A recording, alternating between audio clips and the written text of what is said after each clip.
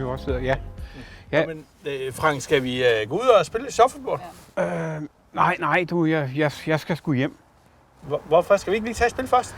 Nej, jeg har sådan, det er sådan lidt mærkeligt, men jeg havde faktisk tænkt mig, at jeg ville tage hjem og, for at sige det lige ud, og flå min kones trusser af. Jamen, er hun ikke i Jylland? Jo, men de strammer af helvede til. De knæver simpelthen, de er for små. Men jeg havde ellers noget vigtigt, jeg godt vil snakke med dig om inden. Hvad? Der må vi lige sige skål. Der må vi lige sige skål. Skål. Så fik du ved jo godt, ham der, den anonyme lytter, vi har, han er meget aktiv inde i vores brevkasse. Nå ja.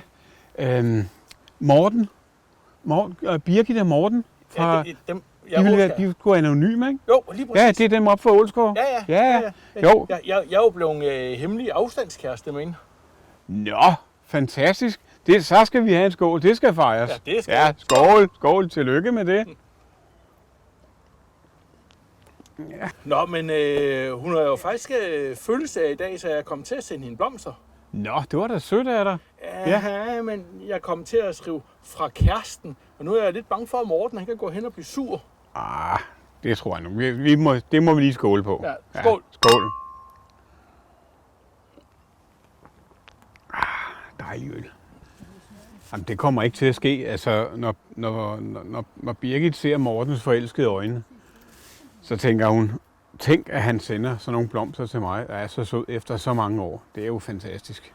Ja, men Morten bliver sur på mig. Nej, det tror jeg så ikke. Det kommer ikke til at ske, fordi når Morten han ser også Birgits forelskede øjne, så vil han simpelthen tænke, de der blomster der, de har ikke kostet mig en krone. Og så bliver det mig, der scorer i aften, og det er mig, der får den gode nat med Birgit.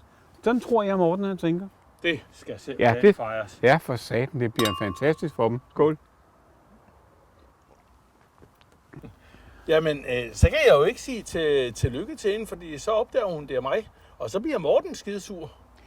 Der kunne du bare gøre det. Du kunne bare ønske tillykke, uden at nævne nogen navne. Så opdager hun det jo ikke. Nå, sådan lidt anonymt. Ja, anonymt. Skål. Det er smart. Skål. Jeg fandt mig noget god fadøl.